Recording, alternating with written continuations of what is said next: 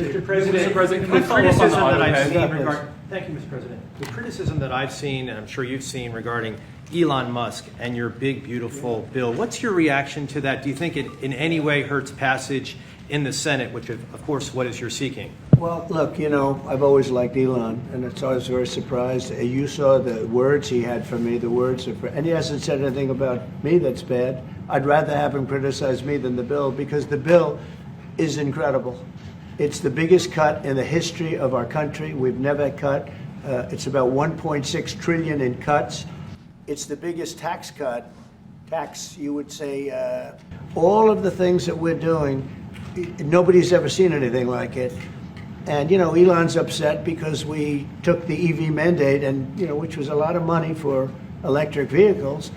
And, you know, they're having a hard time, the electric vehicles. And they want us to pay billions of dollars in subsidy. And, you know, Elon knew this from the beginning. He knew it for a long time ago. That's been in there. That's been, I would say, JD, that hasn't changed. That's been right from the beginning. I think, Mr. Secretary, that hasn't changed at all, right from the beginning. He wanted, and rightfully, you know, he recommended somebody from, that he, I guess, knew very well. I'm sure he respected him, but to run NASA, and I didn't think it was appropriate. And he happened to be a Democrat, like totally Democrat. And I say, you know, look, we won. We get certain privileges, and one of the privileges, we don't have to appoint a Democrat. NASA is very important. We have great people. Look, Elon and I had a great relationship.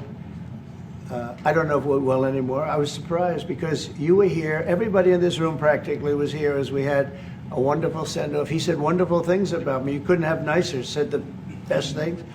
He's worn the hat. Trump was right about everything. And I am right about the great, big, beautiful bill. We call it a great, big, beautiful bill because that's what it is. And again, biggest tax cuts in history, biggest economic development moves anywhere. But I'm very disappointed because Elon knew the inner workings of this bill better than almost anybody sitting here, better than you people. He knew everything about it. He had no problem with it. All of a sudden he had a problem.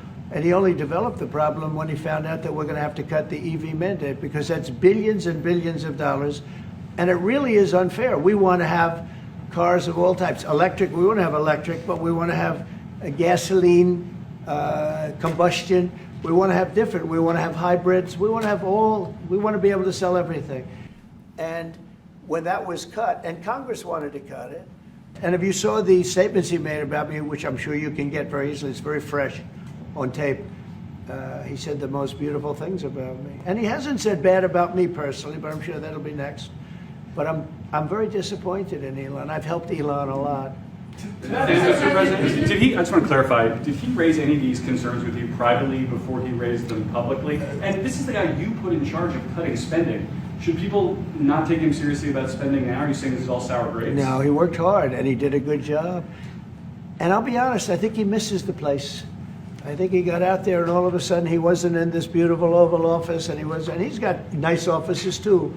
But there's something about this one. I was telling the Chancellor, this is where it is. People come in here, even from Germany. They come in and they walk into the Oval Office, and it's just a special place. It's, you know, World War I, it started and it ended here, and World War II, and a lot of good things are happening in this room. And I'll tell you, he's not the first.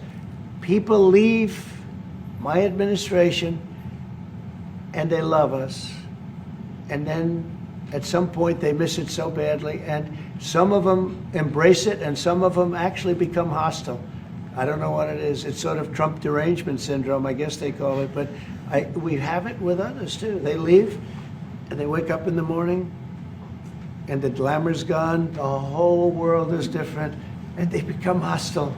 I don't know what it is. Someday you'll write a book about it and you'll let us know. Yeah. Mr. President, speaking of ending wars in this room,